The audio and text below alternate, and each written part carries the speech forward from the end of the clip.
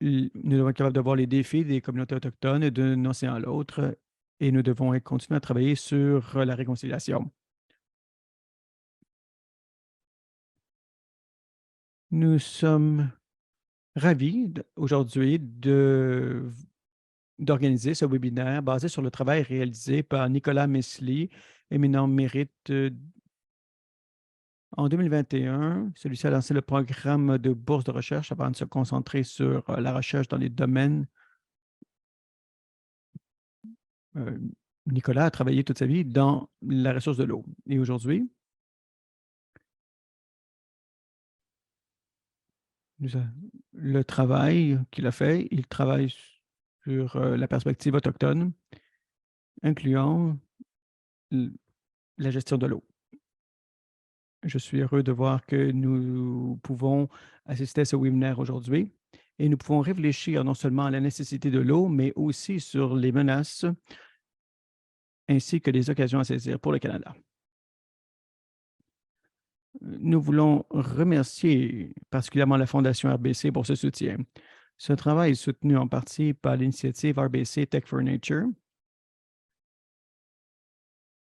et en fait partie de l'initiative environnementale plus large de l'ICPA. Par contre, on ne peut faire tout seul. Nous comptons sur nos connaissances et nos partenaires financiers pour rendre notre travail possible. Et n'hésitez pas de communiquer avec moi ou avec Brie, notre directrice des partenariats en affaires, pour discuter de la possibilité de faire affaire. Nous commencerons ce webinaire en écoutant Nicolas Mesley. Il va nous parler de ses recherches. Ensuite, nous passerons à une discussion plus ouverte. Nous allons poser des questions de un à un et puis nous aurons ensuite une discussion ouverte au cours de laquelle vous aurez l'occasion de poser des questions. Veuillez utiliser la fonction Q&A sur vos écrans pour soumettre vos questions. Nicolas Mesley est agronome, rapporteur et photographe spécialisé dans les questions agroalimentaires et écologiques. Il a débuté sa carrière au Bulletin des agriculteurs et a occupé des postes de responsabilité au sein du gouvernement du Canada. Sa vaste expérience de l'issue de l'agriculture au Canada et aux États-Unis ainsi que dans le monde s'est révélée inestimable. Il, il étudie aussi les nouveaux défis, les nouvelles possibilités de la programmation alimentaire au canadienne. Nicolas, la parole est à vous.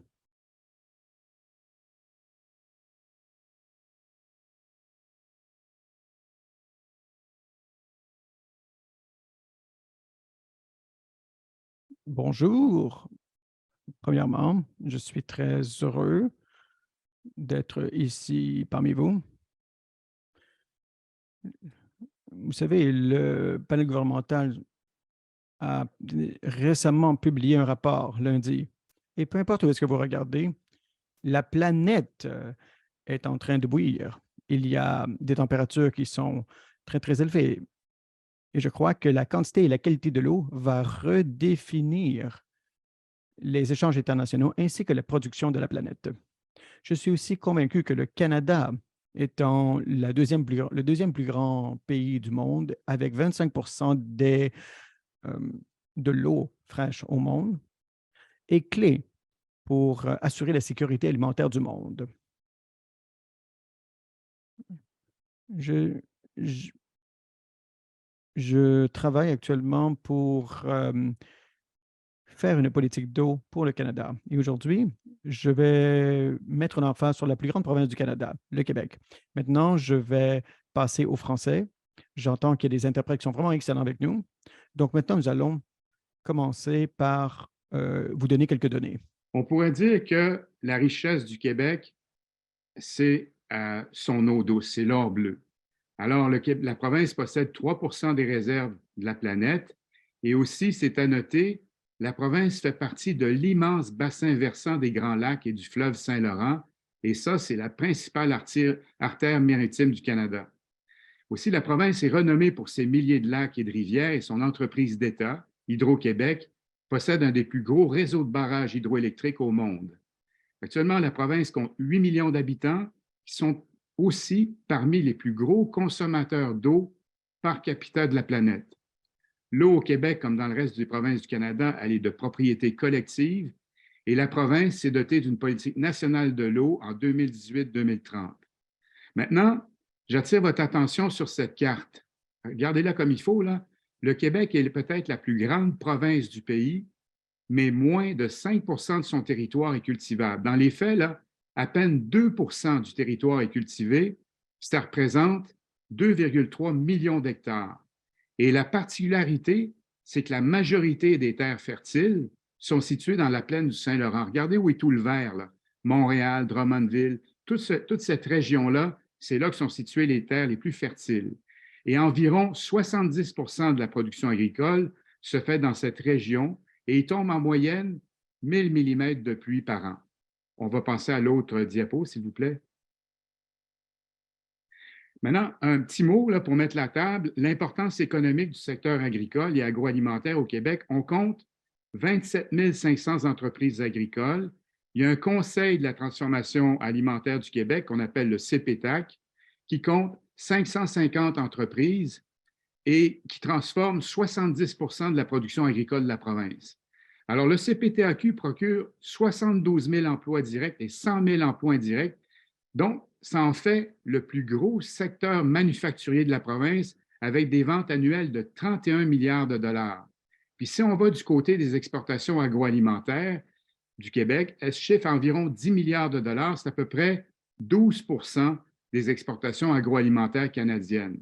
Alors, quand vous pensez à la viande de porc, le sirop d'érable, le Québec est le plus gros producteur mondial, les petits fruits comme les bleuets, les canneberges. Donc, il y a une agriculture vibrante. Maintenant, ce qu'on va faire ensemble, on va regarder quel est l'état des lieux. La prochaine diapo, s'il vous plaît. Donc, mon plan de la présentation, ce qu'on va regarder, c'est en premier les conflits d'usage entre l'agriculture, l'industrie, l'environnement et l'urbanisation. On va regarder le prix de l'électricité. On va aborder brièvement les exportations massives d'eau, une frontière polluée, et la conclusion. Donc, la prochaine, merci. Alors, ce producteur que vous voyez ici, il s'appelle Francis Desrochers et il est président des producteurs de pommes de terre du Québec. C'est un syndicat qui regroupe environ 200 producteurs qui ont un chiffre d'affaires commun d'environ 214 millions de dollars. Monsieur Desrochers, il a des rendements supérieurs de pommes de terre à la moyenne canadienne, en grande partie grâce à sa gestion de l'eau. Il puise, lui, son eau dans deux rivières adjacentes à ses terres qui entreposent dans une dizaine d'étangs, puis il a investi 2 millions de dollars dans différents systèmes d'irrigation au cours des dernières années. Alors, il vend, lui, sa production aux grandes chaînes d'épicerie comme Loblaws, Metro, Walmart, puis une partie aux États-Unis. En 2020 et 2021, sa région a connu d'intenses canicules et de sécheresse. Sa ferme, elle est située juste en marge d'une vaste réserve écologique protégée, la réserve écologique de l'Anaudière, et il y a plusieurs producteurs qui irriguent leurs terres en puisant l'eau qui est destinée à cette réserve-là. Fait que lui, il n'est pas tout seul, M. Desrochers. Il y a 200 producteurs dans la région qui font de la fraise, de la canneberge, des cultures ornementales, qui irriguent environ 3 600 hectares puis qui génèrent 28 millions de dollars de ventes. Alors lui, ce qu'il se demande, avec la sécheresse, quelle entreprise va avoir priorité sur l'autre pour obtenir l'eau, surtout si une partie de l'eau doit être réservée pour la réserve écologique. Alors, le gouvernement du Québec complète des études des eaux souterraines et des eaux de surface. Pour le moment, les producteurs doivent déclarer l'utilisation de plus de 75 000 litres par jour, mais ils ont des permis pour ça. Donc, les producteurs sont un peu sur les dents parce qu'ils ne savent pas si ce permis-là va être renouvelé dépendant de la disponibilité de l'eau. Alors, il y a deux choses ici. Les périodes de sécheresse augmentent les tensions entre les producteurs mêmes. M. Desrochers dit qu'en 2021, un de ses voisins s'est servi dans un de ses étangs. L'autre pression vient du fait que la réserve écologique elle est bordée de 7 municipalités dont la population augmente et donc les besoins en eau augmentent. Je pourrais vous dire que c'est un des premiers conflits sérieux d'usage entre producteurs, l'environnement et les besoins municipaux que j'ai vus dans la province de Québec. Une des solutions envisagées, ça serait de construire un pipeline pour amener l'eau à partir du Saint-Laurent jusque dans cette région-là. Mais la question demeure, qui va payer pour ce genre d'infrastructure-là? Non, je vous amène à la prochaine diapo. Le producteur que vous voyez ici, il s'appelle Jean-Bernard Van Winden. La famille Van Winden, elle est d'origine hollandaise, elle est très connue au Québec parce que c'est elle qui a mis en culture les terres noires situées au sud de Montréal, puis on appelle cette région la Petite Californie. Donc ici, ce n'est pas la sécheresse, c'est un surplus d'eau qui a causé des dégâts. Écoutez, en 2022, M. Van Winden n'a pas pu récolter des champs entiers de laitue à cause de pluies diluviennes. Donc, si on regarde les chiffres, au Québec, les indemnités d'assurance récolte là, dues à la sécheresse, aux excès de pluie, au gel, à la grêle, ben, elles ont triplé au cours des dernières années et en 2020, elles sont montées à 70 millions de dollars. Donc, le premier mythe à déboulonner, c'est que oui, il y a de l'abondance d'eau au Québec, mais elle ne tombe pas au bon endroit, au bon moment, à cause d'événements extrêmes, des canicules, d'excès d'eau provoqués par les changements climatiques. Ensuite, il y a un second mythe à déboulonner. Jean-Bernard Van Winden est copropriétaire d'une des 4 fermes qui approvisionnent VegPro International. C'est le plus gros producteur et exportateur de légumes frais au Canada, avec un chiffre d'affaires de 270 millions de dollars. En juin dernier, il y a un fonds d'investissement américain qui s'appelle Vision Ridge Partners, qui est devenu actionnaire majoritaire de VegPro International.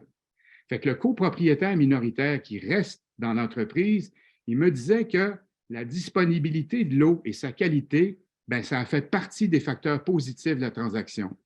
Maintenant, quand on regarde les entreprises maraîchères comme celle des Van Winden, incluant VegPro, bien, ils puisent toute leur eau dans une nappe souterraine de la région. Puis selon un hydrologue, un chercheur, la nappe souterraine qui est là, elle est surexploitée. Elle n'est pas viable quand il manque d'eau. Elle est surexploitée d'abord par les industriels à 51 %, elle est par le secteur industriel à 32 %, puis en dernier vient l'agriculture avec 17 %. C'est le second mythe que je veux débouliner ici. La Banque mondiale indique que l'agriculture utilise 70 % d'eau douce dans la plupart des régions du monde. Et il faut faire attention avec cette statistique-là parce que ça varie beaucoup d'un endroit à un autre. Une question qu'on peut se demander, c'est la suivante, c'est que le Québec est très loin de la situation hydrique de la Californie, mais ça nous amène à nous poser une question. Est-ce qu'une bonne gestion de l'eau au Québec pourrait attirer d'autres investisseurs américains? Prochaine diapo, s'il vous plaît. Maintenant, en tout cas, la personne que vous voyez ici, c'est Isabelle Charon de la compagnie consultant AGECO. Elle a produit 2 grosses études sur les changements climatiques et l'adaptation des producteurs agricoles pour le ministère de l'Environnement, le ministère de l'Agriculture du Québec. Et ce qu'elle me disait, c'est que l'eau est un sujet tabou chez les producteurs parce qu'ils doivent déclarer, puis quelque part, ils ont peur soit d'en manquer, soit d'un jour qu'il y a un prix sur l'eau. Ce qu'elle me disait aussi, c'est que oui, il y a un besoin d'infrastructures qui n'est pas chiffré, comme les pipelines, les bassins de rétention, mais voir surtout un besoin de formation des agriculteurs et des agronomes et aussi l'adoption de meilleures technologies. Là, on arrive, quand on regarde les investissements, il y a des investissements qui se font maintenant au Québec, pas seulement chez les producteurs maraîchers, c'est plus seulement les producteurs maraîchers, c'est les producteurs de grandes cultures qui se dotent de systèmes d'irrigation et ça devient plutôt une assurance plutôt qu'une dépense. Maintenant, ce que me disait aussi Mme Charon, c'est qu'il va falloir qu'il y ait un besoin de changement de culture dans la population. Pourquoi? Parce que c'est l'augmentation de la population, l'étalement urbain, qui est la plus grande menace pour l'utilisation de l'eau. Pourquoi? C'est parce que les populations sont prioritaires avant toute autre activité économique. Fait que ça nous amène à un débat de société sur le prix de l'eau dans toutes les sphères de l'économie. Et il y a des organismes, si vous voulez, le territoire est divisé en 40 organismes de bassins versants qui sont censés gérer un peu l'eau là-dessus, mais ils n'ont aucun pouvoir régulateur pour gérer l'eau, puis ensuite entre les différents acteurs. Il n'y a pas de mordant, si vous voulez, pour persuader ou régler certains conflits. La prochaine diapo, s'il vous plaît. Là, je prends un petit instant pour vous décrire un peu ce qui se passe. C'est que le gouvernement actuel, le premier ministre, M. François Legault, veut faire de la province du Québec la batterie de l'Amérique du Nord. Donc, il compte construire un nouveau barrage équivalent à la moitié de la capacité du réseau hydroélectrique existant. Cette énergie verte, elle va servir à alimenter la filière des véhicules électriques, à décarboniser l'économie, moins de GES dans les industries, et approvisionner le marché énergétique des États américains. Donc, il y a de grandes consultations qui sont prévues cet automne pour débattre, excusez-moi, pour débattre l'avenir de la Société d'État Hydro-Québec, puis des tarifs domestiques et industriels. Ça m'amène à la prochaine diapo. Alors, le prix de l'électricité, quand vous parlez à des entrepreneurs, des transformateurs agroalimentaires, comment vous dirais-je, vous voyez une grande inquiétude. Le monsieur que vous voyez à ma droite sur l'image, c'est M. Jean Gattuso. C'est l'ancien CEO de la compagnie Lassonde Industries, qui est un leader canadien et nord-américain dans la fabrication de fruits et légumes. Elle est cotée évidemment à la Bourse de Toronto, mais la compagnie québécoise possède 18 usines au Canada et aux États-Unis et son chiffre d'affaires est de 1,9 milliard de dollars en 2021. En entrevue, ce que disait M. Gattuso, qui est un des membres fondateurs du Conseil de la transformation alimentaire du Québec, il disait « Si on ne fait pas attention au prix de l'eau et de l'électricité, le secteur agroalimentaire canadien aura des problèmes de compétitivité. » Alors, il y a de nombreuses entreprises au Québec qui bénéficiaient jusqu'ici d'un tarif d'électricité spécial plus bas que le taux d'inflation. En 2019, le gouvernement Legault a voulu changer les règles pour ajuster ces tarifs-là à l'inflation.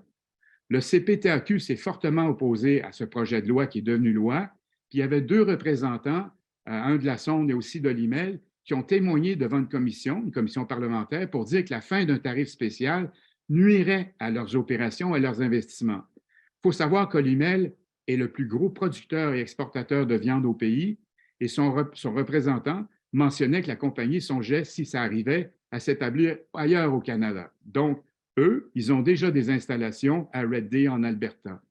Alors, malgré cet avertissement-là, le gouvernement du Québec est allé de l'avant, mais il a dû reculer parce que le taux d'inflation était de 6,3 en 2022. D'où l'importance, si vous voulez, des consultations sur les grilles tarifaires, qu'elles soient industrielles pour des petits, gros, moyens producteurs, sur ces consultations-là, prévues cet automne. Un petit mot pour vous dire, il y a une photo qui est là aussi, là, c'est que le gouvernement du Québec a mis la pédale au fond pour développer la production en serre, la production de fruits et légumes en serre, et ça, c'est fait avec une électricité largement subventionnée. La prochaine diapo, s'il vous plaît. OK. Pourquoi je vous parle d'exportation massive d'eau aux États-Unis? C'est parce que, au cours de ma recherche, j'ai fait des entrevues, si vous voulez, avec des producteurs, des associations de producteurs, des associations de transformateurs, avec des experts. Bref, en sondant le terrain, si je peux m'exprimer ainsi, ce sujet-là a régulièrement fait surface. Donc, qu'est-ce qu'il en est? Avec les changements climatiques, est-ce qu'on pourrait avoir des exportations massives d'eau aux États-Unis? Le projet que vous voyez à droite, dans le fond, il y a eu deux grands projets pharaoniques dans les années 1960. Un américain qui s'appelait the North American Water and Power Alliance, NAWAPA, qui aurait dérivé l'eau dans un canal à partir de l'Alaska, en passant par l'Alberta et la Saskatchewan, pour l'amener jusque vers les Grands Lacs, puis ensuite la distribuer jusqu'en Californie. L'autre projet d'origine canadienne, celui-là, il était appelé le Grand Canal, puis il aurait dérivé l'eau de la baie James vers les Grands Lacs en passant par le Québec et l'Ontario pour être distribué dans le Midwest et partout aux États-Unis grâce à un réseau de canaux. Bon, ces deux projets-là, ça signifiait des sommes astronomiques de centaines de milliards de dollars et ils sont morts au feuilleton. Maintenant, je l'amène à la prochaine diapo. Est-ce qu'un tel projet pharaonique, là, aujourd'hui, mené par un homme d'affaires comme Elon Musk, avec les appuis politiques nécessaires, est-ce que ça pourrait être possible? Ce que nous dit l'expert que vous voyez ici en géopolitique de l'eau de l'Université Laval, M. Frédéric Lasserre, bien, il nous dit que ce n'est pas impossible. Pourquoi? Parce qu'il y a un flou juridique dans l'ALENA, qui est devenu l'ACUM, l'accord canadien-États-Unis-Mexique, à savoir si l'eau en vrac est une commodité. Par exemple, l'eau vendue embouteillée ou utilisée dans les boissons, elle est commercialisée comme une commodité. Maintenant, pour l'exportation massive, ce n'est pas clair. Cependant, ce qu'il y a de rassurant, c'est que les exigences environnementales sont tellement hautes que l'aventure serait très difficile. L'argument légal, si vous voulez, qui est derrière ça, c'est que, qui est dans l'entente des Grands Lacs, c'est que si vous prélevez de l'eau, vous devez restituer, pardon, le même volume dans l'état où vous l'avez prélevé. Ça veut dire, ça implique des traitements de l'eau, puis ça place la barre très, très haute au niveau environnemental pour n'importe quel projet. Ça, c'est ce que je me suis fait dire par l'expert Frédéric Lasserre. Je vous amène à la prochaine diapo. Bon, une frontière polluée. Le Québec, il faut que vous sachiez que le Québec, c'est le plus gros producteur laitier et de porc au Canada et que l'agriculture a radicalement changé dans les 20-30 dernières années. On produit beaucoup de maïs et de soya, dont la majorité est dédiée à l'alimentation animale. Et selon un chercheur connu, reconnu, les 2 tiers du phosphore qu'on retrouve dans plusieurs cours d'eau du Québec sont d'origine agricole. Ça compte les pesticides, ça compte les sédiments, ça compte tout ce que vous pouvez retrouver. C'est la pollution diffuse, finalement, due à l'agriculture. Il y a une entente Québec-Vermont en 2002 pour dépolluer la baie Missisquoi, c'est-à-dire qui est dans le lac Champlain. Il faut savoir que c'est une zone touristique très, très primée. Cette entente-là, elle a été renouvelée en 2021, mais les objectifs de réduction de phosphore, si vous voulez, dans l'eau, elle n'a jamais été atteinte. Donc, quand on regarde l'aide aux producteurs, si vous voulez, pour adopter de meilleures pratiques culturelles, il y a 2 choses. Il y a le plan d'agriculture durable du MAPAC, qui en est un, puis il y a le partenariat fédéral-provincial d'agriculture durable. Maintenant, ce qu'on me disait, du côté de le responsable de l'organisme du bassin versant de la baie Missisquoi, il disait que du côté américain, ils bénéficient de beaucoup plus d'aide monétaire, les producteurs. Ensuite, que la loi américaine du Clean Water Act était beaucoup plus contraignante que ce qu'on retrouve au Canada. Donc, et là, je ne porte pas un jugement. Le producteur que vous voyez dans la photo ici s'appelle Paul Caplet. C'est j'hésite pas à le dire, c'est un top-notch de la production de grande culture au Québec. Et lui, il a des bandes riveraines de 5 mètres. Il fait vraiment attention à son environnement. Il y a une rotation de culture. Il a introduit la culture de blé dans son maïs, soya. En tout cas, il gère sa ferme très, très bien et il fait très, très attention dans le bassin versant où il habite. C'est pour ça que j'avais fait un reportage et qu'il avait fait la première page du magazine pour lequel je publiais l'histoire. Donc, si vous voulez, la prochaine diapo. Ma conclusion, si vous voulez, la conclusion, c'est la suivante.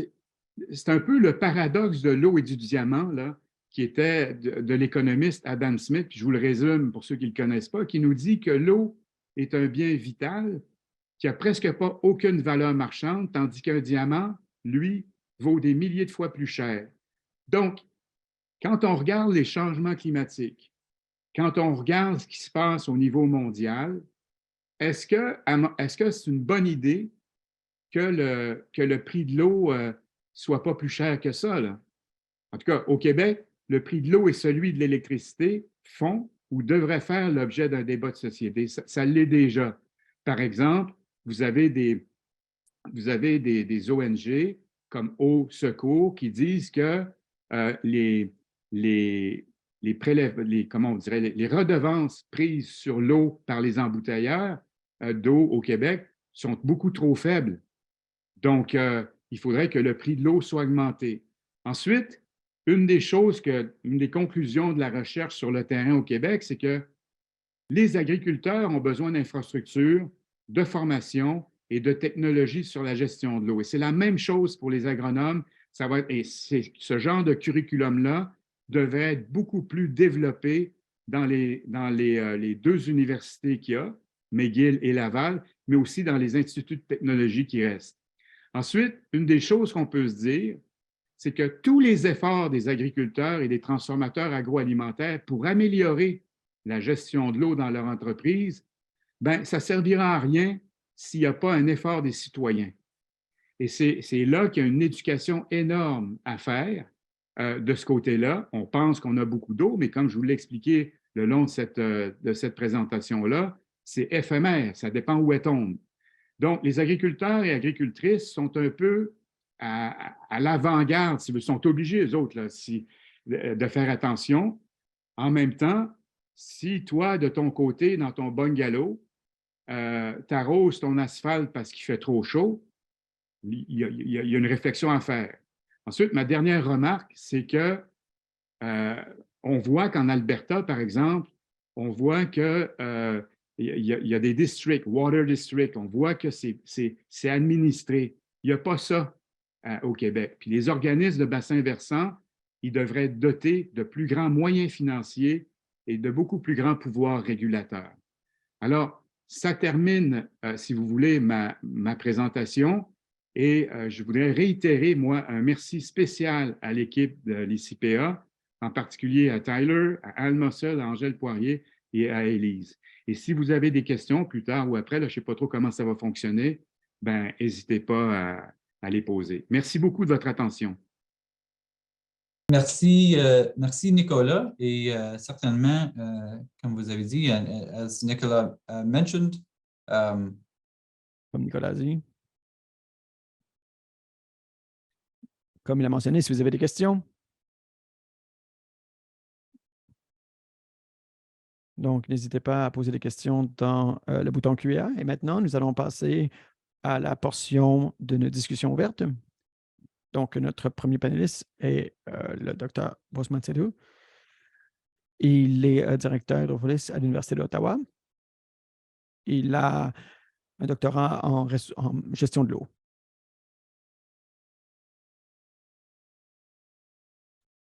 Et sa recherche se concentre sur le développement de modèles idéologiques qui peuvent être ensuite utilisés dans le cadre de stratégies de lutte contre le changement climatique. Collaborateur international actif, M. Sédou a effectué des travaux au Canada, au Ghana, aux États-Unis et dans d'autres pays. Ma question pour vous, lorsque vous regardez le travail que vous faites à l'université au niveau de l'utilisation de l'eau, la gestion hydrologique, des impacts. Vous avez regardé ce qui se passe au Canada et un peu partout dans le monde. Et on explore vraiment le lien avec l'énergie, l'eau. Vous avez fait vraiment des recherches intéressantes sur les bassins de l'eau. Est-ce que vous pouvez nous parler un peu de l'avenir de l'énergie au Canada et au monde et qu'est-ce qui devrait changer selon vous? Et qu'est-ce qu'on sait et qu'est-ce qu'on ne sait pas en ce qui a trait à la gestion de l'eau dans l'avenir? Merci Tyler pour la question et merci de m'avoir invité. Donc, c'est une approche vraiment qui est holistique. Le présentateur précédent a fait vraiment un bon travail en nous parlant de cette réalité. Et c'est assez surprenant au Canada parce qu'on a beaucoup d'eau au Canada. Il a aussi mentionné le conflit entre ce qui se passe au niveau de l'agriculture et les écosystèmes sont importants pour nous. On a donc deux objectifs importants. Donc, le nexus, le processus nous permet d'avoir un portrait global et de regarder les interconnexions. Donc, typiquement, c'est l'eau, on a la sécurité alimentaire, la sécurité énergétique aussi. Et il nous faut être conscient que nous sommes dans un monde qui est très complexe, où tout est interconnecté. On essaye d'aller chercher, d'avoir plus d'énergie, plus de nourriture, mais il faut penser à l'environnement. Il faut arrêter de penser en silo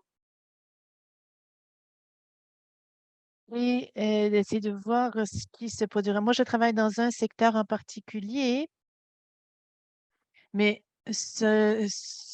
on travaille dans un secteur en particulier qui aura des impacts sur d'autres secteurs. C'est pas tant ce qu'on puisse prédire. Le monde est trop complexe pour cela, mais il faut être conscient qu'on ne saura pas nécessairement ce qui se produira, les impacts sur d'autres secteurs. Est-ce que c'est important pour le Canada? Oui. Comme Monsieur Mesli le disait, on a parlé de conflits d'usage. Il y en aura encore plus dans l'avenir. Il y a aussi la rareté, comme par exemple en Afrique, ce sera encore plus évident. Mais nous, au Canada, nous devons aussi réfléchir de manière holiste. Il faut penser à l'aspect durable des choses. Ce qu'il faut changer, c'est la culture, comme de comment on fait les choses. Souvent, par exemple, le ministère de l'Agriculture ne parle pas au ministère de l'Énergie. Ils font leurs projets dans leur secteur et ils sont surpris parce que ça a des limitations sur, et on a des ressources qui sont limitées. Il faut prendre ça en compte aussi. Je ne sais pas si j'ai oublié quelque chose. En fait, vous avez parlé d'un point qui est intéressant, la nécessité de travailler ensemble, de dialoguer. Je pense que ma première question, est-ce que on s'est amélioré selon vous à ce niveau au Canada? Et ma deuxième question, ce défi, le manque de science, de compréhension des impacts, en fait, est-ce qu'on s'améliore? Oui, je pense qu'au Canada, on a travaillé de manière multidisciplinaire. Il y a toujours des conflits de compétences. Par exemple, si on regarde le réseau de surveillance hydrologique, peut-être on fait mieux que certains de pays, mais il y a encore du travail à faire. Et en ce qui a trait à la science, particulièrement les impacts environnementaux, oui, nous faut prendre des décisions. Donc, si on reçoit un rapport, par exemple, il faut vraiment faire attention. Bon, la science n'est pas parfaite non plus. Donc, il faut adopter une approche adaptative. On peut adopter une approche, la faire pendant 2 ans, par exemple, et si ça ne fonctionne pas, on revient à la science et on essaye quelque chose d'autre. Et cette fenêtre d'opportunité pour faire des changements, est-ce qu'elle se rétrécit en ce qui a trait aux changements qu'on doit faire au niveau de l'eau et des changements climatiques? La fenêtre n'est pas liée. En fait, ça dépend de ce à quoi vous regardez, ce que vous regardez. Parfois, elle est plus longue, mais si on regarde au niveau du climat, l'urgence d'agir, il faut faire quelque chose maintenant. Mais la fenêtre, c'est une gestion adaptative. On essaye une chose, on essaye une solution et on apprend et on peut aller essayer autre chose. Je vais aller à ma prochaine panéliste. Notre prochaine panéliste est Nicolas Crowell Elle a joint en juin dernier le Réseau canadien de l'eau.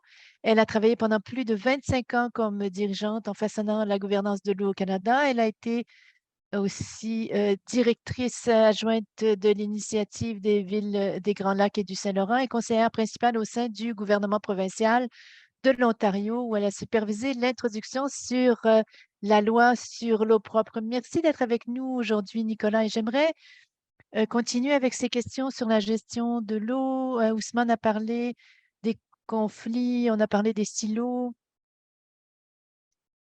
Et si on regarde la gestion de l'eau, la stratégie, les différents niveaux de gouvernement au pays, comment se positionne le Canada en ce qui a trait à la gestion de l'eau et si on regarde une vision plus globale en dehors de l'agriculture, pardon, et comment ça a pu évoluer au fil des années ou changer? On s'attend bientôt à une annonce sur l'Agence canadienne de l'eau. Quel rôle attendez-vous de l'Agence canadienne de l'eau? Merci, Tyler. Commençons avec la quantité d'eau. Comme Nicolas le disait, nous avons énormément d'eau douce au Canada et nous avons accès à de l'eau à un prix très abordable, ce qui est bon au niveau de l'abordabilité, mais ça veut dire qu'il y a une motivation à surconsommer finalement. Donc, nous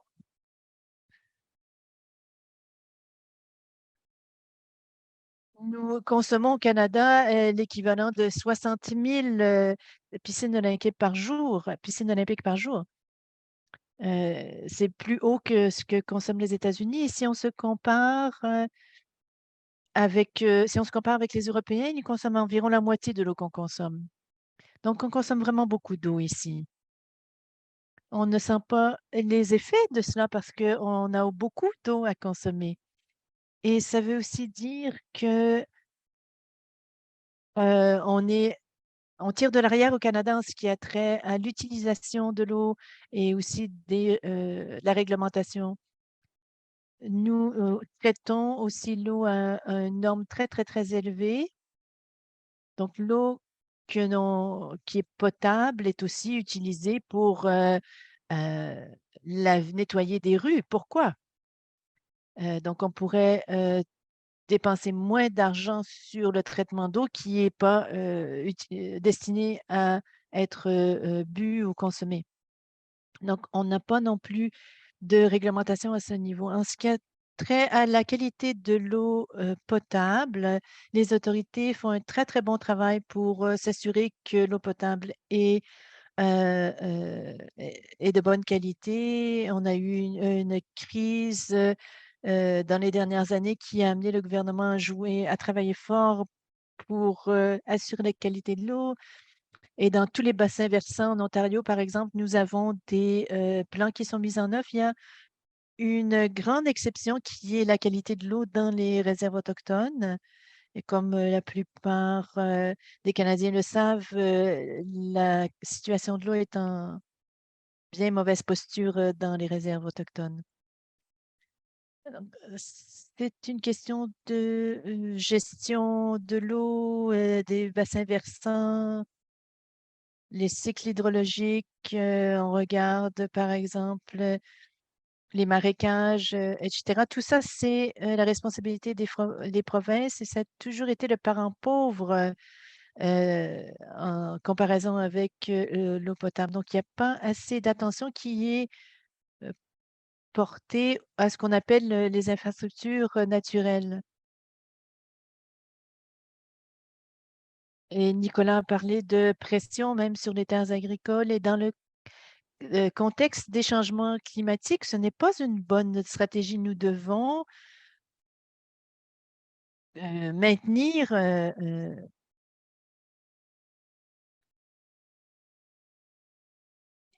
et maintenant, dans quelle direction allons-nous? Nous avons 3 impératifs. Il faut réduire notre empreinte carbone, il faut euh, réduire la quantité de déchets que nous produisons et passer à une économie plus circulaire.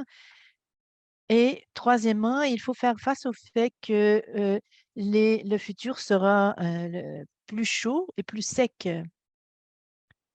Donc, cela nous amène à bâtir des communautés qui sont plus adaptatives et résilientes. À quoi ça peut ressembler en pratique? Je le vois alors que je vais dans différents pays, j'arrive des Pays-Bas, et ils font des choses absolument remarquables. Ils ont de l'eau partout, ils doivent la contrôler. Ils ont certaines choses qui sont en place depuis 700 ans. Donc, on pourrait faire, par exemple, des choses pour combiner le fumier, les déchets pour créer de l'énergie. Ça pourrait aussi être des capteurs de phosphore. Ça peut être une recirculation de l'eau dans les ménages en utilisant on peut aussi utiliser une technologie de transfert de chauffage, ou ça peut vouloir dire aussi être plus vigilant en ce qui a trait à l'identification des caractéristiques naturelles qui nous permettent de maintenir l'humidité. Tout ça est possible. Nous avons toute la technologie pour faire ce que je viens de mentionner, mais on ne le fait pas. Donc, il est important de sensibiliser les gens et de trouver les bons catalyseurs, les bons moteurs pour faire ces changements. Et je vais faire un dernier commentaire en ce qui a trait à l'Agence canadienne de l'eau. Je pense qu'elle jouera un rôle important. Je pense que le gouvernement fédéral, lui, devrait donner l'autorité pour imposer des choses aux provinces. La gestion de l'eau est réglementée au niveau provincial. Et en fait, ça devrait rester comme ça, pardon. Mais ce dont nous avons besoin, c'est un dialogue national, un dialogue national qui va nous amener dans une direction nationale. Et ce dont on a besoin d'une politique nationale de l'eau.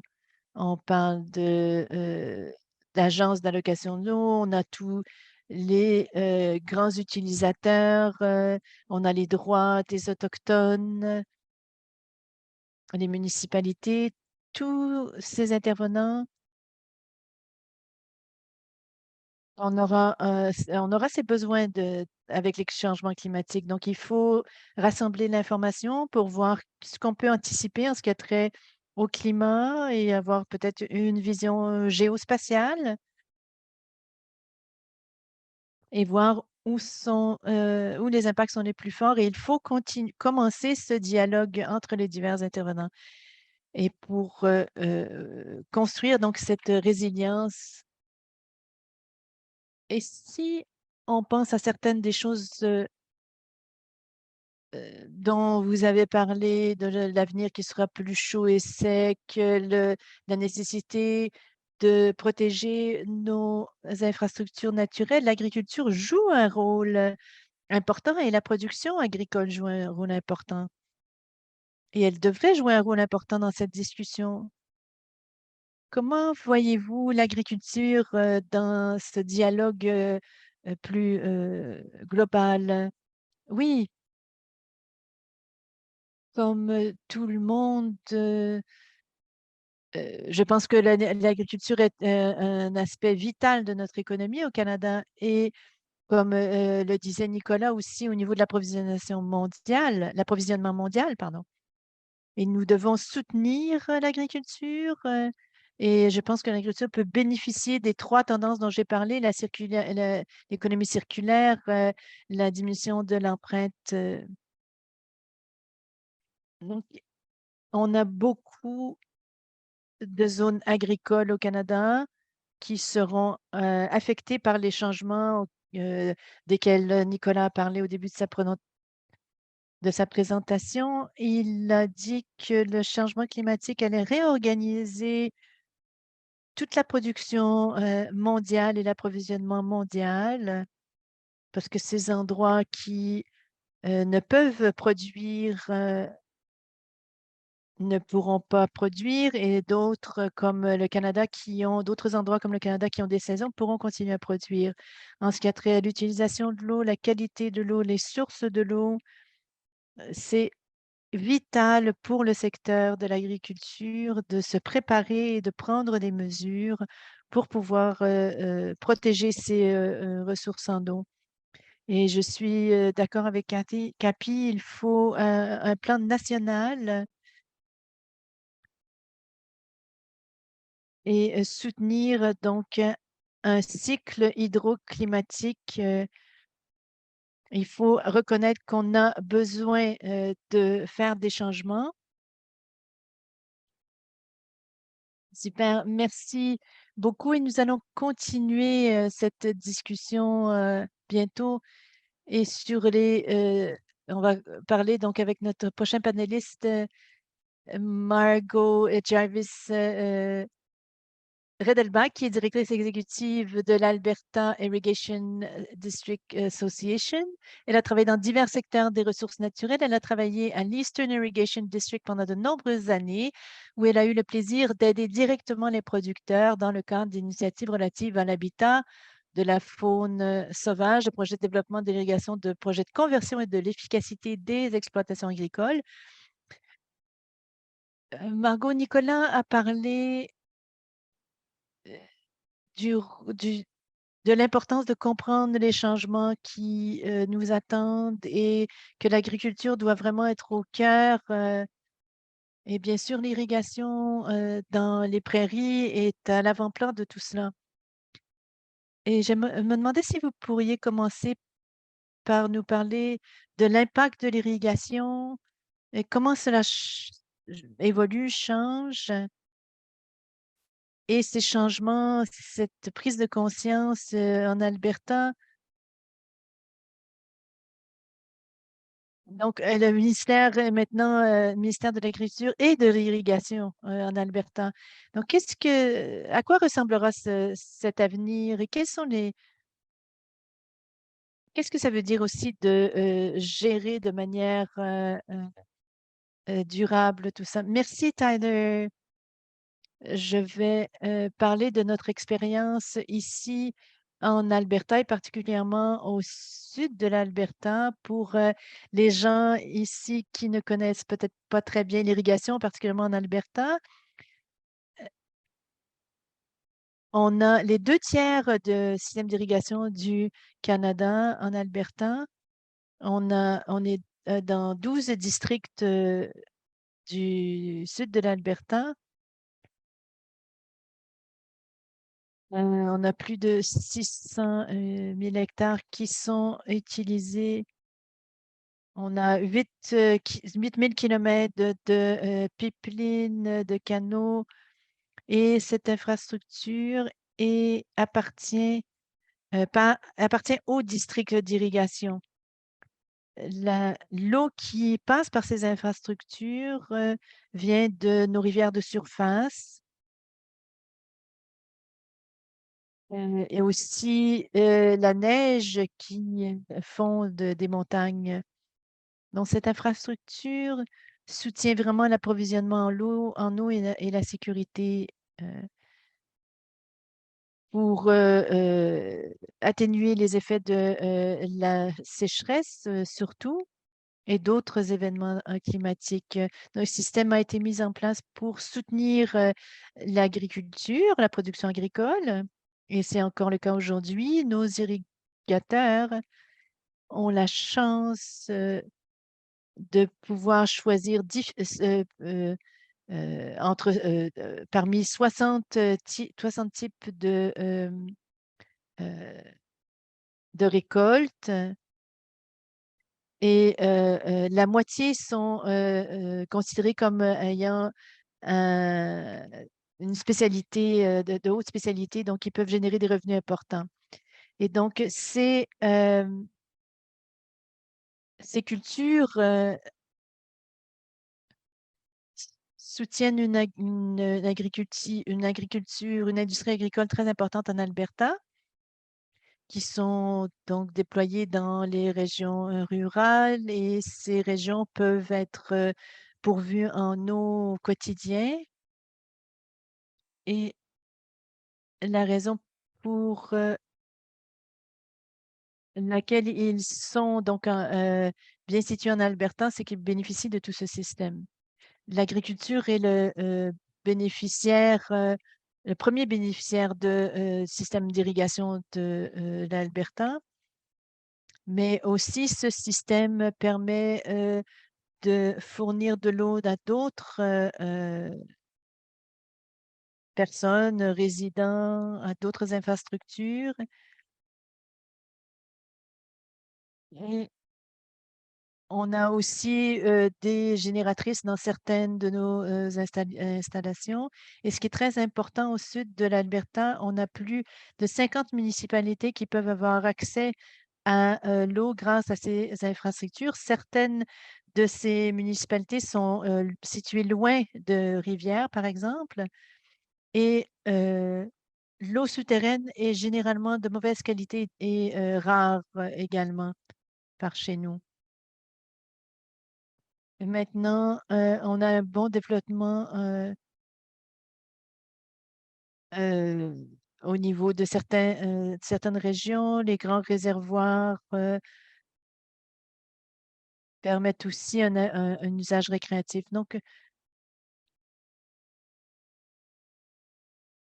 Euh, donc ce système d'irrigation, euh,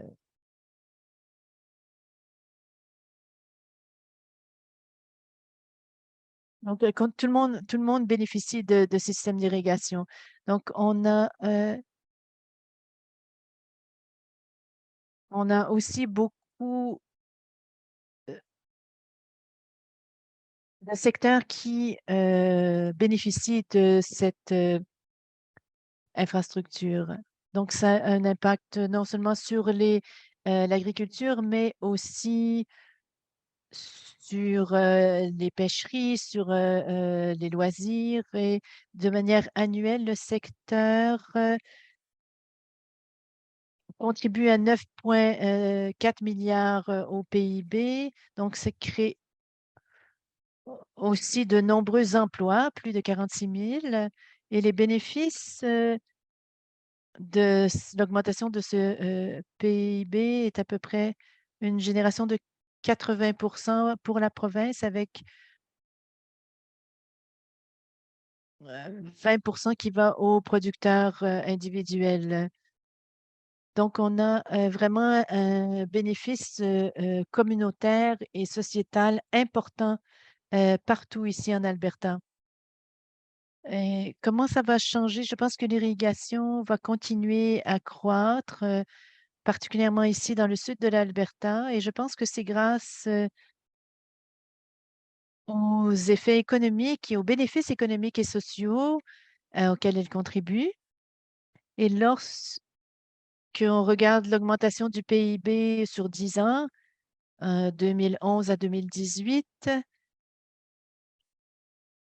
la période précédente de 2002-2011, on avait une augmentation de 48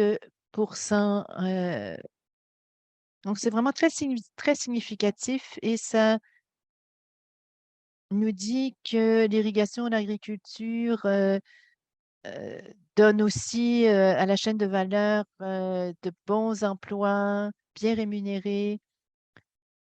Dans le service, aussi, on parle aussi des soutiens technologiques, d'ingénierie, etc. et aussi fournit des emplois, crée des emplois au niveau du gouvernement. Je pense qu'on verra un intérêt qui perdurera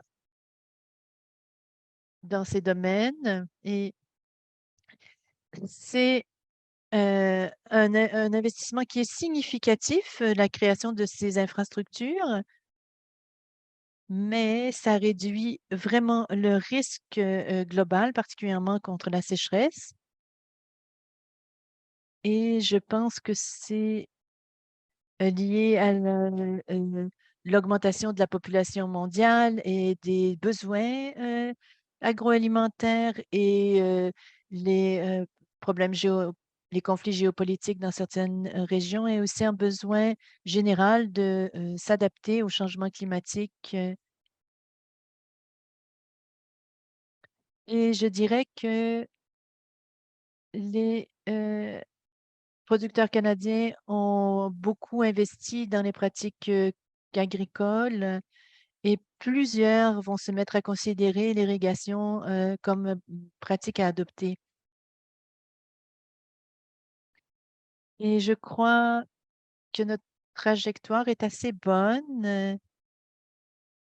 Nous augmentons la durabilité dans le secteur et c'est vraiment important de encourager les activités, par exemple, réhabilitation des canaux, l'automatisation des canaux, euh, utiliser les canaux pour convertir aussi sur l'utilisation sur les fermes et développer aussi une variété de cultures qui pourra augmenter, améliorer. Et on a vu aussi en Alberta une augmentation significative dans les 15 dernières années et c'est vraiment important aussi de euh, d'épargner l'eau, de sauvegarder l'eau, ce que nous faisons et nous pouvons ainsi offrir cette eau à nos producteurs et à d'autres utilisateurs dans notre usagers dans notre région. L'autre clé,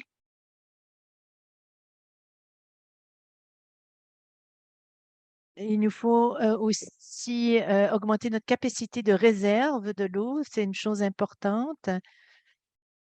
Donc, les précipitations vont changer dans le futur. On verra probablement plus de pluie et moins de neige. Donc, il nous faudra avoir ces réservoirs pour changer l'orientation de l'eau. Et il nous faudra aussi avoir une capacité de nous adapter aux inondations que nous verrons. Donc, c'est vraiment un autre moment clé. Je pense qu'aussi une gestion qui soit durable, il faut continuer à faire ce qu'on peut pour réhabiliter le système et nous assurer.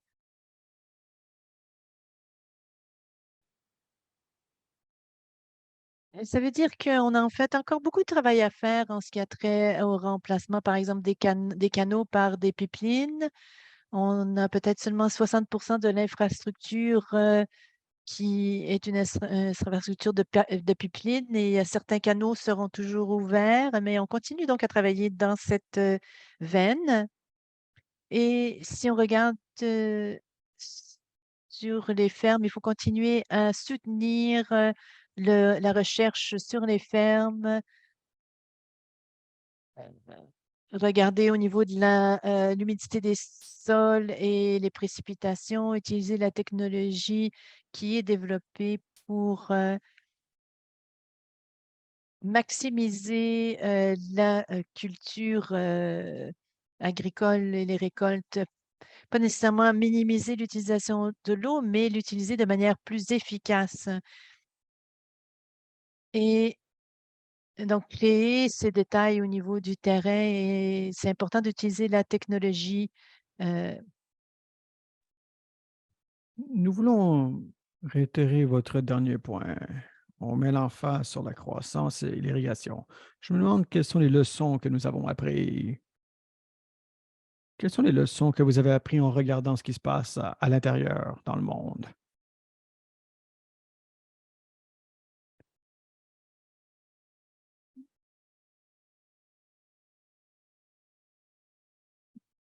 Pouvez-vous nous dire quelles sont les leçons que nous avons apprises? Comment, comment peut-on se comparer avec d'autres endroits où il y a de l'irrigation? Je peux vous parler du sud de l'Alberta. Le gouvernement albertain a investi dans les 50 dernières années pour améliorer les systèmes de convoyage, pour les rendre plus efficaces. Cela a été positif pour le secteur. Si vous voulez mon opinion, lorsqu'on regarde, par exemple, l'autre côté de la frontière, au Montana, on peut voir les endroits qui sont... On peut voir qu'ils ont fait des investissements très minimaux en termes d'infrastructure. L'agriculture n'est pas bien soutenue. Les infrastructures sont vieillissantes. Il y a les producteurs n'ont pas de sécurité au niveau de l'eau. Donc, on voit très peu d'investissements au sud de la frontière au Montana, si vous le comparez, par exemple, au sud de l'Alberta. Si vous allez un peu plus loin, on examine beaucoup ce qui se passe au niveau de la rivière du Colorado, ce bassin en particulier euh, a, a bien été distribué, du moins sur papier, mais nos, nos bassins ici au sud de l'Alberta, notre bassin est enfin un bassin fermé. Et il a été comme ça depuis 2006. Ça ne veut pas dire qu'il y a pas assez d'eau,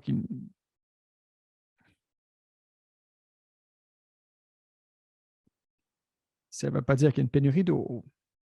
Mais, mais en refusant des demandes depuis 2006, le gouvernement provincial a pris la décision de faire une distribution judicieuse de l'eau. Donc, il y a encore de l'eau disponible pour les utilisateurs. Toutefois, il y a des mécanismes réglementaires en place pour permettre le transfert dans les permis d'eau. Donc, sur papier, on n'a pas vraiment plus d'offres qu'il en existe vraiment. C'est un peu différent de ce qui se passe, par exemple, à la rivière du Colorado.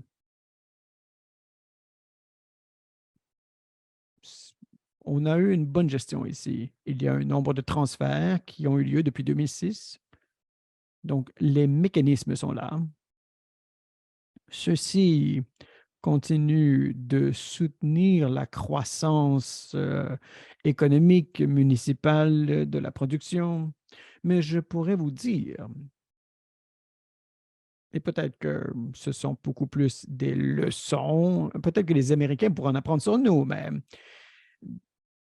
lorsqu'il y a une grande pénurie d'eau, il existe des mécanismes qui doivent être mis en place pour pouvoir partager l'eau. Cela a été implémenté dans le sud de l'Alberta, dans la grande sécheresse de 2001-2002. Celle-ci a été menée par notre district d'irrigation. Le but a été de réduire la demande et de partager la ressource. Nous avons un système de priorité ici.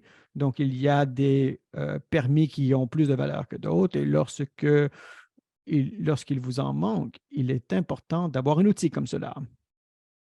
Celui-ci peut nous permettre de tous venir ensemble et de partager le poids des sécheresses. Donc, je voudrais ramener nos autres intervenants.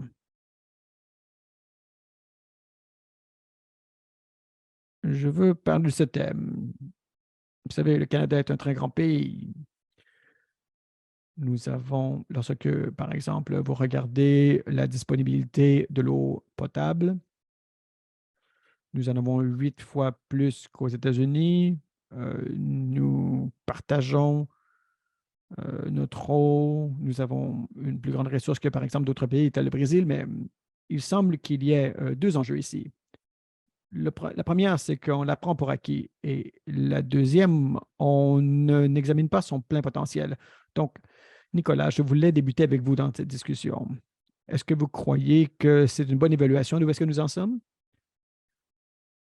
Croyez-vous qu'on devrait en faire plus pour réaliser que c'est vraiment une ressource au Canada?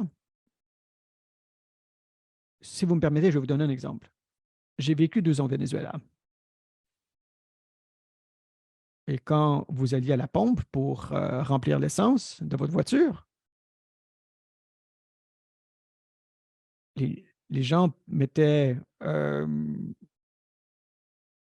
les gens mettaient le truc pour remplir la voiture dans un réservoir et ils mettaient de l'essence partout par terre. Ils la gaspillaient. Mais les gens disaient, c'est pas grave, on en a beaucoup. Mais je compare cette mentalité ici au Canada. Et je vous dirais que ici, nous avons besoin de changer notre culture. On peut en demander aux agriculteurs, comme il a été dit. Il existe des technologies. Il existe toutes sortes de technologies et il existe aussi, lorsque vous regardez par exemple le poids de ces investissements, on ne peut le faire tout seul. Nous devons le faire conjointement avec la société civile. Le défi est ceci. Comment pouvons-nous faire cela? Il y a des gens qui ont besoin. Bon, il y a des gens qui doivent dire, bon, nous avons beaucoup d'eau, mais j'irai encore plus loin en fait. Si vous me permettez, lorsque, c'est un peu de politique, mais lorsque vous regardez les crises actuelles, la crise alimentaire par exemple, vous n'entendez jamais personne dire, Monsieur le Premier ministre Trudeau, que vous n'entendez jamais, par exemple, le président Macron ou le président américain. Bon, vous entendez qu'il faut faire quelque chose pour la sécurité alimentaire. Toutefois, il est triste de voir que le deuxième plus grand pays du monde, comme vous dites, qui n'a pas une grande population, qui a beaucoup de ressources, celui-ci ne prend pas de place, ne prend pas sa place plutôt. Nous avons 200 000 agriculteurs qui veulent travailler, qui sont éduqués, qui sont conscients, qui ont accès du financement. Nous pouvons jouer un plus grand rôle. Je ne veux pas dire le mot agressif, mais le Canada doit prendre sa place.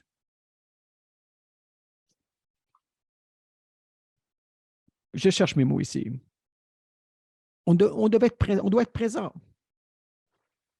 C'est pour ça que nous devons réfléchir à cela. Je renchéris avec ce que Nicolas dit.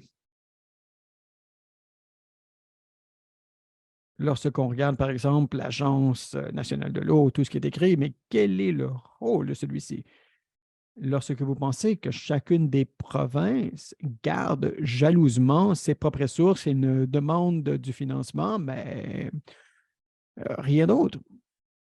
C'est un peu comme les systèmes de santé. Vous savez, en santé, voulons-nous le nationaliser ou non?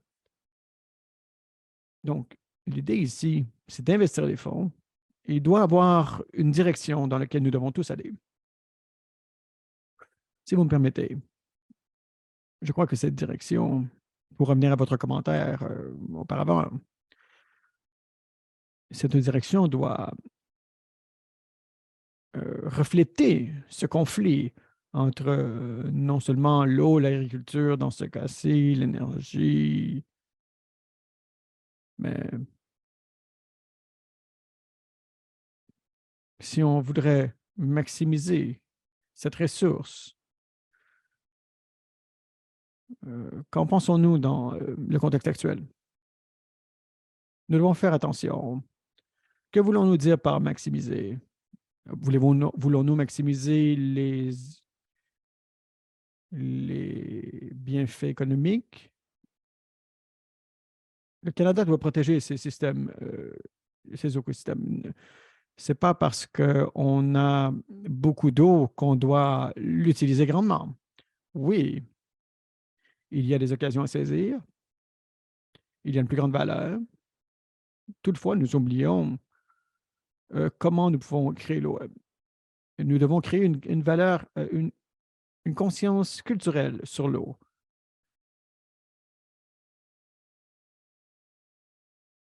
Nous devons faire attention quant à la quantité, Et la quantité ne veut pas dire valeur. Parfois, il faut changer la culture. C'est très intéressant.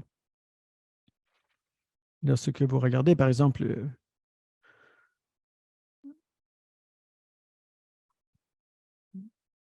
lorsqu'on regarde l'objectif pour aller au-delà du potentiel économique pour le développement.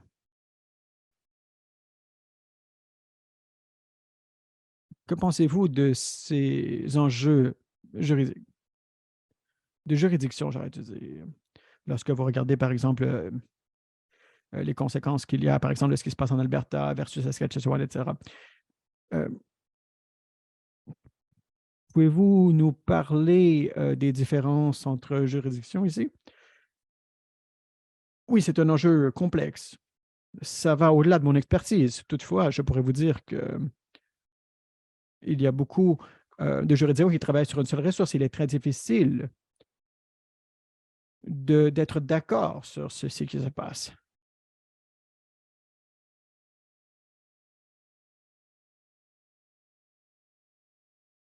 Il faut être capable de comprendre qui sont les utilisateurs parce que bien souvent, on pense seulement à notre propre bénéfice, mais pas celui de nos voisins. Donc, avant de se parler, nous devons aussi voir quel est, vous savez, lorsqu'ils se parlent, il faut aussi parler non seulement de ses propres enjeux, mais l'enjeu de l'autre. Par exemple, un côté, on va dire, ah, ben, vous voulez, par exemple, limiter ma production électrique ou tout le monde travaille pour ses propres intérêts. C'est beaucoup plus un enjeu social qu'économique ici, parfois. Pour Nicolas Crawhall, vous avez parlé entre cette intersectionnalité de juridiction. Ce que j'en comprends, c'est il est parfois difficile de gérer toutes les pressions qui existent. Je ne sais pas si c'est plus difficile. Laissez-moi vous donner un exemple. Regardez par exemple la tragédie de Walkerton.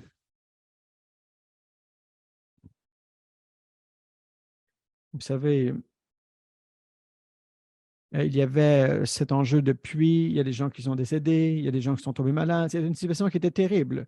Mais ce que nous avons appris, c'est qu'il était possible d'innover en faisant une espèce de carte de l'eau. Nous avons réussi à amener tous les intervenants ensemble, tous les intervenants qui travaillent sur la gestion des puits, pour voir comment nous pouvons mitiger les enjeux. Beaucoup de gens sont venus en Ontario, beaucoup d'entreprises voulaient avoir leur morceau. Je vois qu'il y a des occasions ici et que les occasions sont beaucoup plus grandes. Nous devons amener les jeunes ainsi que les entreprises, ainsi que les startups euh, pour être enthousiastes par rapport à l'économie circulaire, par rapport à cette industrie. Il faut que les gens se disent, oui, je veux faire partie de la solution. Il est important d'avoir cette discussion au niveau national. Nous devons avoir ces occasions. Nous devons être capables d'offrir du soutien aux entreprises canadiennes, aux entrepreneurs, pour que ceux-ci puissent soutenir cela. Donc, cela veut dire que toutefois, ça se traduit avec le secteur municipal, d'entreprises, puissent utiliser ces technologies pour pouvoir faire croître une résilience. Nous avons parlé ici de nouvelles technologies qui sont développées un peu partout dans le monde. Il existe des grands avancements. Margot, il y a une question ici dans la boîte de clavardage. C'est peut-être que vous pouvez répondre ici à la question. Pouvez-vous nous donner des exemples de production qui sont importantes? Par contre, quelles sont les occasions ou alors qu'est-ce qui se passe aujourd'hui pour être capable de mener à cette croissance de technologie et d'innovation? Voyez-vous que le leadership va croître en Alberta pour pouvoir faire un système de création de systèmes irrigués?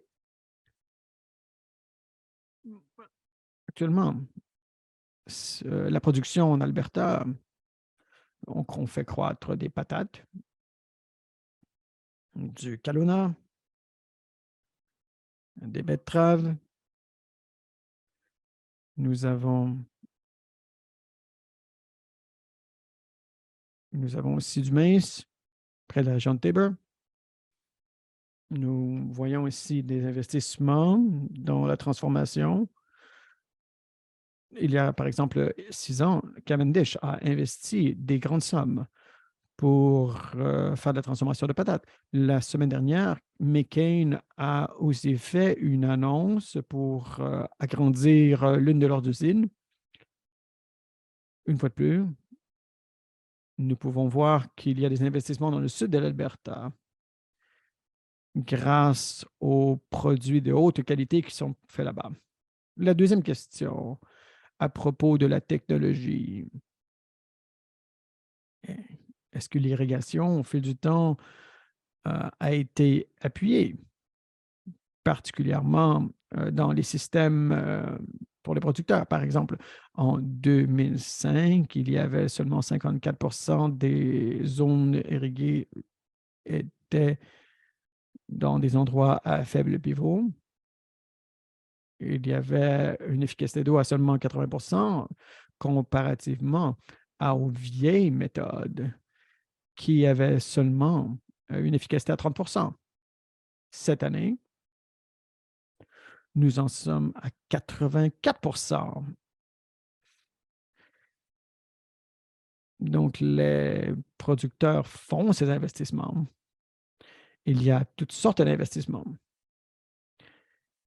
Et l'un des systèmes couvre environ 60 hectares.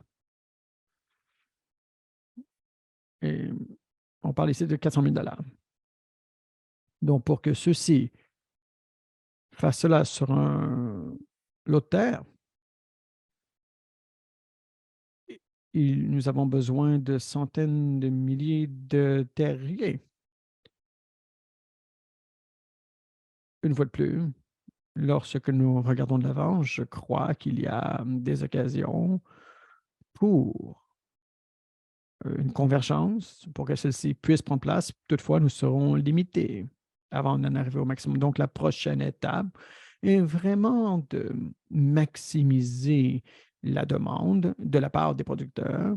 Il faut être capable de regarder sous le sol et tenter de trouver une façon économique d'amener ces nouvelles technologies pour que l'on puisse vraiment, au niveau micro, déterminer l'eau dont nous avons besoin dans chacun des secteurs spécifiques. Donc, il y a des recherches qui sont faites à cet effet, mais une fois de plus, cela va prendre un peu de temps parce qu'il faut trouver des solutions qui soient viables économiquement. Lorsqu'on parle de durabilité, vous savez, il faut travailler avec des systèmes existants. Et si ceux-ci ne peuvent avoir un coût assez économique, alors ils ne prendront pas ces décisions d'affaires. J'ai une question. Donc, le coût surgit. La question du coût surgit, je devrais dire. On parle ici de gestion d'infrastructures, de l'impact des inondations. On parle aussi des ressources. Donc, Nicolas Mesley en a parlé plus tôt, mais il y a vraiment cette question à propos du rôle que l'eau joue pour que l'on puisse faire la protection des ressources. Donc, Nicolas, j'ai débuté avec vous ici. Quel est votre point de vue quant au prix de l'eau? Quelles sont les leçons que nous avons apprises auprès des municipalités? Que Quel est le potentiel en agriculture? Je peux vous parler du secteur municipal. Euh, Vous savez, euh, l'immobilier et on charge les coûts totaux d'approvisionnement d'eau, mais il y a eu des progrès qui sont faits là. Mais depuis la pandémie ainsi que depuis l'inflation, il y a vraiment une concentration, on se concentre vraiment sur le prix. Nous voulons avoir des prix abordables.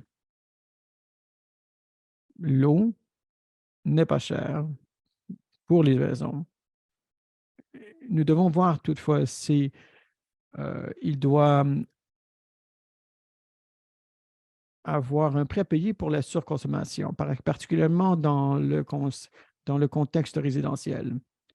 Par exemple, si d'autres pays commencent à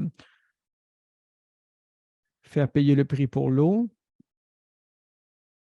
et au Canada, ça ne se passe pas, donc il y aura des pressions au Canada. Donc,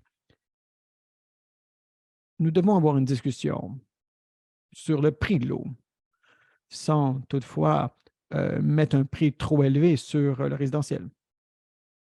Lorsque vous regardez autour du monde, lorsque nous devons, par exemple, payer pour l'infrastructure, payer pour la ressource, comment est-ce que ce travail est fait? Vous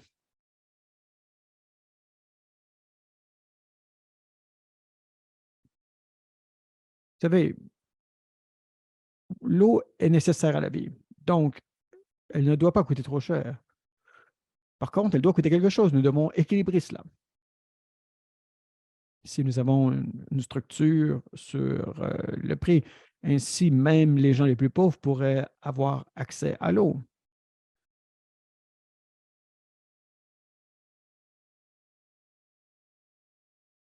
Nous avons aussi remarqué que dans certains pays, lorsque euh, lorsque l'infrastructure, en fait, lorsqu'il n'y a pas de prix, alors on n'investit pas dans l'infrastructure. Donc, nous devons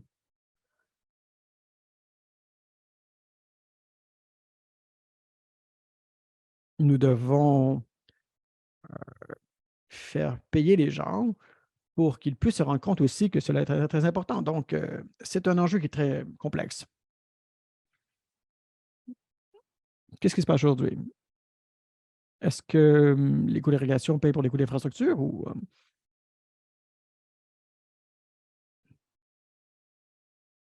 c'est un peu complexe? Donc, lorsqu'on regarde les autres utilisateurs d'eau, reçoivent l'eau grâce au système d'irrigation et toutes les infrastructures qui s'y attachent. Les districts, bon, la gestion de l'eau n'est pas là pour générer des bénéfices. Le but, c'est de couvrir le coût des opérations ainsi que de la maintenance. Et aussi d'assurer la viabilité lorsqu'on parle de l'expansion de nouvelles terres destinées à l'irrigation. Ceux-ci font charger un montant pour qu'ils puissent faire une évaluation de la possibilité de ce lot de terre. En Alberta, par exemple, bon, les permis sont transférés d'un propriétaire terrien à un autre. Il n'y a pas de changement une fois qu'il y a un nouveau propriétaire, mais le taux peut varier entre les districts. Notre plus grand district qui vit une expansion actuellement,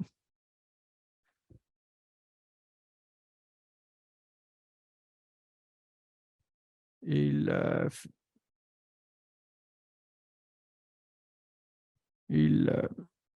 fait payer un certain montant pour les nouveaux locataires. Les nouveaux utilisateurs se font aussi charger un montant? Généralement parlant, ceux-ci doivent couvrir le coût des opérations ainsi que de la maintenance pour qu'on puisse passer du point A au point B, donc du producteur à l'utilisateur.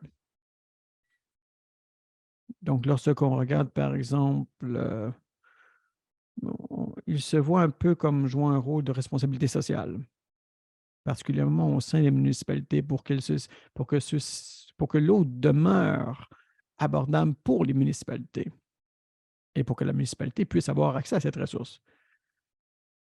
Nous avons le temps pour une dernière question, si vous me permettez.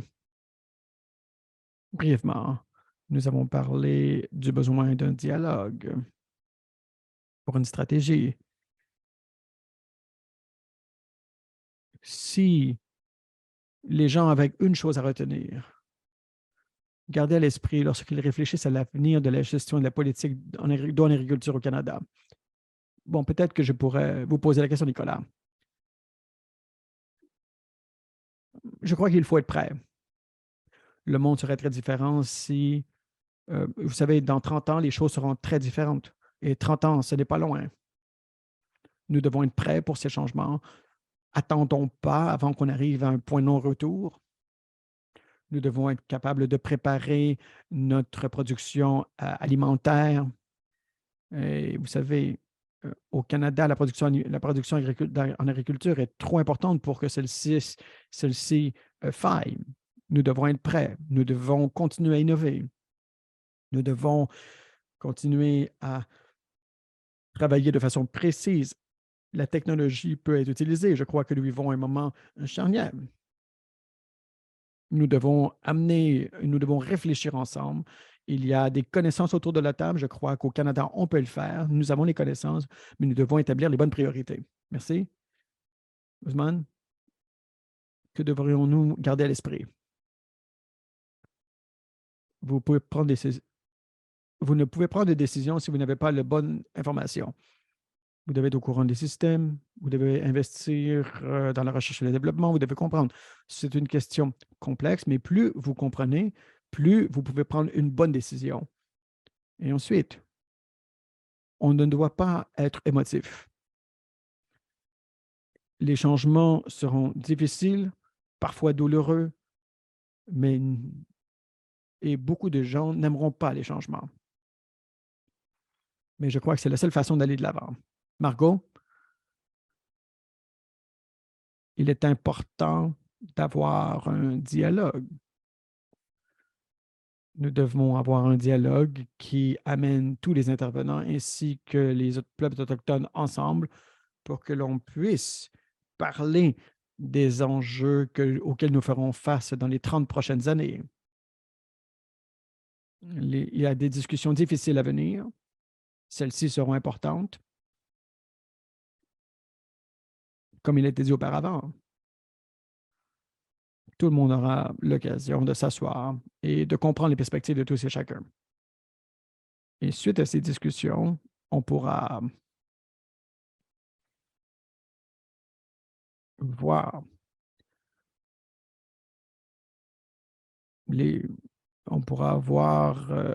tous les enjeux de chacun des intervenants. Donc, nous devons nous assurer que tout cela sera disponible. Donc, dans notre secteur, on travaille sur un grand projet actuellement. Nous sommes en train de faire la modélisation de la ressource de l'avenir en tenant compte des changements climatiques pour que l'on puisse venir ensemble et parler d'où nous voulons aller ensemble pour l'avenir. Nous avons besoin d'un consensus parce que cela est un projet basé sur le consensus. Donc, nous voulons aller de l'avant avec cela. Nicolas, je vous laisse la parole pour terminer. Pardon, votre micro est fermé. Votre micro est fermé. Votre micro est encore fermé. Votre micro est fermé. Ah, il n'aime pas s'allumer, n'est-ce pas? Bon. Je vais vous le dire rapidement. Nous sommes tous sur le même bateau. L'humanité est tous sur le même bateau. Que ce soit pour le Canada ou pour le reste du monde, nous avons besoin de leadership. Nous avons besoin de collaborer. Et c'est comme ça que je vais terminer. Merci. Merci, Nicolas. Merci à chacun des intervenants d'avoir participé aujourd'hui sur la Journée internationale de l'eau. Donc, nous sommes à la première série de discussions. Je vous remercie beaucoup. Merci beaucoup d'être venu ici aujourd'hui. Merci.